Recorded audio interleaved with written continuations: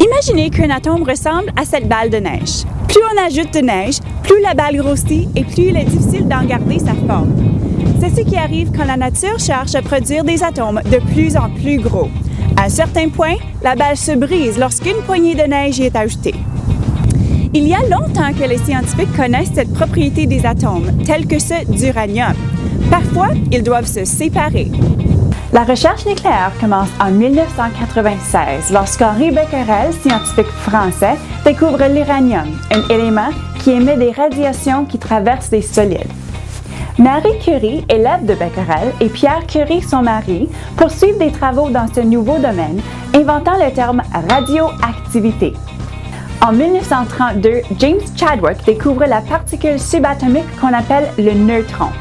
Cette importante découverte devient le pilier de la recherche d'Otto Hahn, Fritz Strassmann, Lise Meitner et Otto Frisch, qui, en 1939, découvrent la fission nucléaire. Au cours de la Seconde Guerre mondiale, la recherche nucléaire fait des progrès aux États-Unis, où l'on réussit la première réaction en chaîne soutenue en 1942. Le Canada suit de près, réalisant la deuxième réaction en chaîne soutenue en 1944.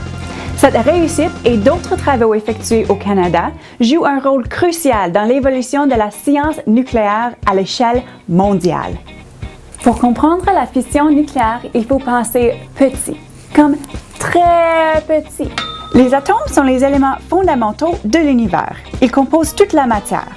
Ils sont constitués d'un noyau et de petites particules appelées électrons, qui gravitent autour du noyau. Le mot nucléaire signifie relatif au noyau. Donc, l'énergie nucléaire provient du noyau d'un atome. Le noyau se compose de protons et de neutrons. Par exemple, un atome d'hélium compte 2 protons et 2 neutrons. Son poids atomique est de 4. 1, 2, 3, 4. On appelle donc cet atome hélium 4. Le noyau de cet atome d'uranium est encore plus gros puisqu'il compte 92 protons et 143 neutrons. Son poids atomique est donc 235. Si on ajoute un neutron à cet atome, on crée un isotope extrêmement instable qui va presque immédiatement se diviser en 2 atomes plus petits. On libère 3 neutrons et environ 200 mégaélectronvolts d'énergie. Ces neutrons supplémentaires entrent en collision avec des atomes d'uranium qui, à leur tour, libèrent des neutrons et de l'énergie. C'est ce qu'on appelle une réaction en chaîne. Au laboratoire nucléaire de Chalk River, des réacteurs de recherche comme cet historique réacteur NRX servent à étudier un grand nombre des applications actuelles et futures de l'énergie nucléaire. La fission nucléaire est utilisée pour l'imagerie et le diagnostic en médecine nucléaire, ainsi que pour la stérilisation et l'irradiation des aliments.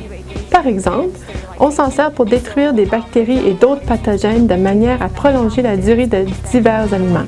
On s'en sert aussi pour stériliser des instruments médicaux, comme des instruments chirurgicaux, des seringues et des aiguilles. On y a également recours pour assurer la sécurité frontalière ou pour lutter contre le terrorisme. Ce ne sont là que quelques exemples.